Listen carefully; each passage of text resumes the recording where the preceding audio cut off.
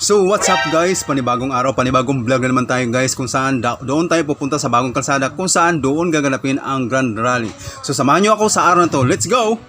So yun na nga guys, pagkadating ko dito sa mahabang kalsada na bagong kalsada dito sa amin guys, nakita ko na kagad na maraming mga sasakyan na nakaparking at nakita ko marami na rin mga tao na nagsidatingan dito sa location guys.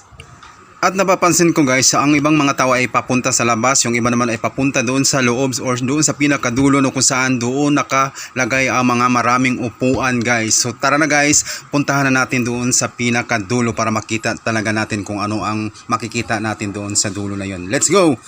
So pagdating ko nga dito guys sa part na to, ayan may mga nakikita ko mga nagtitinda, ayan marami po dito mga nagtitinda sa tabi-tabi ayan po, di ba? Ang dami nila. So nasa pa lang tayo, nasa bungad pa lang tayo, wala pa tayo sa gitna. So lalakarin natin papunta pa doon sa padulo na yan guys.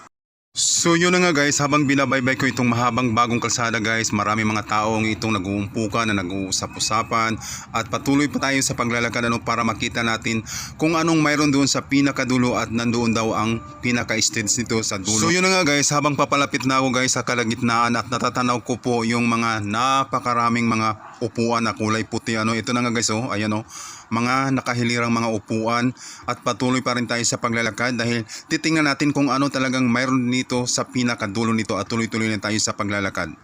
At napakarami naman talagang upuan dito guys nga na nilagay sa karsada Ayan guys, tingnan nyo, ayan, yan, daming upuan, di ba? So dito naman sa tabi niyan at makikita natin may may ilog siya guys. At tuloy-tuloy pa rin tayo sa paglalakad guys kasi hindi pa natin narating ang pinakadulo nito guys, kung ano talaga ang makikita natin doon sa pinakadulo. So let's go! Grabe, sobrang dami ng upuan dito guys. Makikita naman nyo guys, ayan di ba? Ang dami talagang upuan na yan guys at I'm sure mamaya mapupuno yan ng mga tao. At dito na sa parinto kulay green naman ang ating makikita mga upuan. Ayan na guys, tingnan nyo, di ba? Sobrang dami. At ito na nga, at ayan guys, grabe ang upuan, di ba? Napakadami. At papunta na tayo doon sa padulo na guys. Ayan, nakikita ko na, natatanaw ko na marami na palang tao dito guys. Ayan guys, yung iba ay nakaupo na. Kanya-kanya na silang mga upuan, nakapwesto na sila sa mga upuan nila guys. At habang binabaybay ko nga itong kalsada na to guys, tinitingnan ko ang mga tao kung gaano ba talaga karami dito ang mga tao na sumaksi dito sa Grand Rally na ito guys. So tuloy-tuloy tayo sa paglalakad guys. Ayan di ba? Marami ng tao guys. At natatanaw ko na yung pinaka-stage guys. Ayun na guys di ba? Malapit na tayo guys.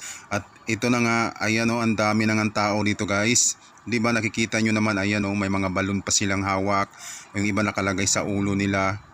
At dito na guys sa banda dito guys, napakarami na ng tao guys. Ayan nakikita nyo may mga hawak na silang mga lubo. Ayan guys, at malapit na tayo sa stage guys. Di ba may pailaw na sila dahil palubog na ang araw sa mga oras na to guys. Ayan, dami na palang tao guys at inaantay na lang yung iba guys. So ayan na guys, palubog na ang araw.